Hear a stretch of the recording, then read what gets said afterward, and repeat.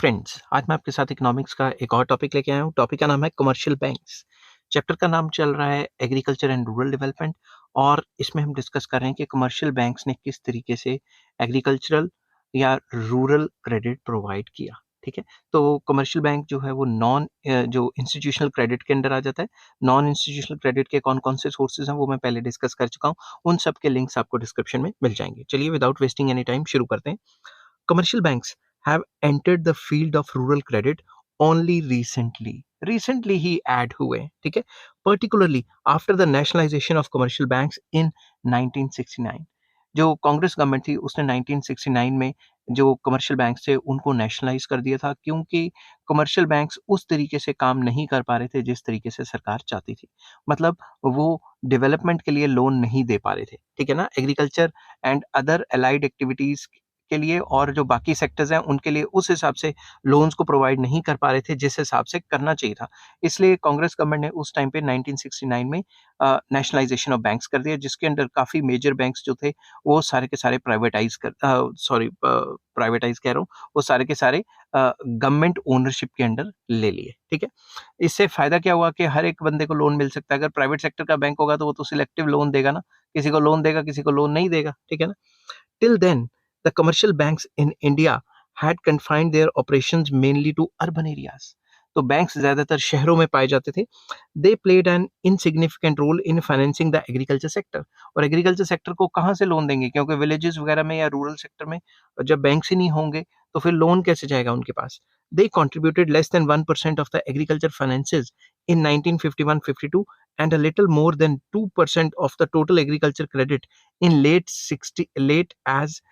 credit as late as 1968-69। तो 50-51 में तकरीबन 1% क्रेडिट देते थे, 68-69 में 2% हो गया था, मगर वो भी काफी कम था।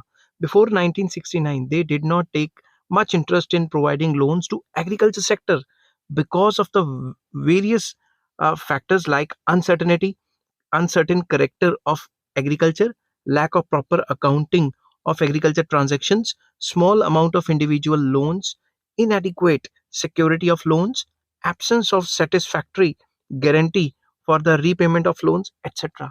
तो 1968, 69, 69 में जब नेशनलाइजेशन हुई है उससे पहले ये काफी कम लोन्स देते थे, क्योंकि आपको पता है एग्रीकल्चर अनसर्टेन रहता है, बारिश पे डिपेंड करता था ज्यादातर, अभी भी करता है। अभी भी हमारी कौन सी कोई इरिगेशन फैसिलिटीज इतनी अच्छी हो गई हैं, ठीक है, और स्मॉल अमाउंट ऑफ लोन्स होते हैं। और इस अनसर्टेनिटी और lack of security, security in the sense कि गरीब किसानों के पास कुछ गिरवी रखने के लिए या फिर सिक्योरिटी देने के लिए बैंक के पास कुछ होता ही नहीं था, तो बैंक बिना सिक्योरिटी का लोन कैसे दे। तो इन सारी जो रीजंस हैं, कॉजेज हैं, वजूहात हैं, इनकी वजह से जो एग्रीकल्चर है उसको काफी प्रॉब्लम फेस करनी पड़ती थी। All this change with the nationalisation of leading banks in 1969। तो ये सब चेंज हो गया। क्या हुआ इसमें, nationalisation of banks led to considerable reorientation of banks lending policy in favor of agriculture sector। तो एग्रीकल्चर सेक्टर के फेवर में चलेगी, विलेजेस में भी ब्रांचेस खुलनी शुरू होगी वगैरह वगैरह, ठीक है ना। The rural orientation of the banks is reflected in rapid expansion of bank branches in rural areas. जैसा कि मैंने अभी बताया कि रूरल एरियाज में ब्रांचेस काफी ज्यादा खुल गई। Commercial banks have made deep inroads in the rural areas by opening branches in the rural and unbanked areas। जहाँ पे बैंक नहीं खुले थे वहां पे भी उन्होंने ब्रांचेस खोल दी जा जाके, ठीक है। An important development in the rural credit was the introduction of lead bank scheme in 1969। 1969 में लीड बैंक स्कीम खोली गई। ये होती क्या है, under this scheme the banks were made in charge of various districts and they were responsible for preparing development program for their respective districts and play the lead role thereby।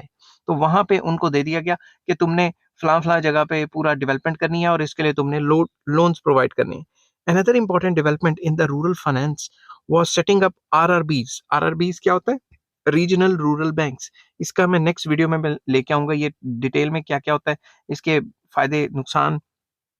नुकसान तो खैर कोई नहीं है, फायदे डिस्कस करेंगे और उसके लिंक्स भी आपको डिस्क्रिप्शन में मिल जाएंगे। These banks were developed exclusively for meeting the rural credit requirements. तो रीजनल रूरल बैंक्स का मेन मकसद बनाने का यही था कि रूरल एरियाज में जो क्रेडिट की, लोन्स की रिक्वायरमेंट है, कर्जे की रिक्वायरमेंट है, उसको पूरा किया जा सके। At present commercial banks have become an important source of agriculture credit, काफी इंपॉर्टेंट हो गया, ठीक है, क्योंकि ज्यादातर लोग इन्हीं से लेते हैं, कमर्शियल बैंक से भी क्रेडिट लेते हैं, रीजनल रूरल बैंक से भी लेते हैं, सबसे कर्जा लेते हैं, तो कमर्शियल बैंक भी एक इंपॉर्टेंट सोर्स है। Commercial banks provide financial assistance to agriculture both directly and indirectly. कैसे? The direct credit by commercial banks takes the form of short-term and long-term loans for agriculture operations, that is, purchasing of seeds, fertilizers, machinery, tractors, plugs, and construction of wells and tube wells etcetera. तो directly loan तो इन सारी productive activities के लिए दिया जाता है। तो commercial banks also provide loans for activities related to agriculture, that is related to agriculture, मतलब एग्रीकल्चर एंड अलाइड एक्टिविटीज के लिए भी दिया जाता है, जैसे डेयरी एंड पोल्ट्री फार्मिंग, जैसे बी कीपिंग, मधुमक्खियां पालना वगैरह, ठीक है। The commercial banks assist agriculture sector indirectly by providing loans to primary credit societies and to agencies which distribute seeds, fertilizers, and other inputs to agriculture sector, and by giving loans to electricity boards, food corporation of India, and regional rural banks। तो directly तो वो agriculture and allied activities के लिए loan देता ही देता है commercial bank.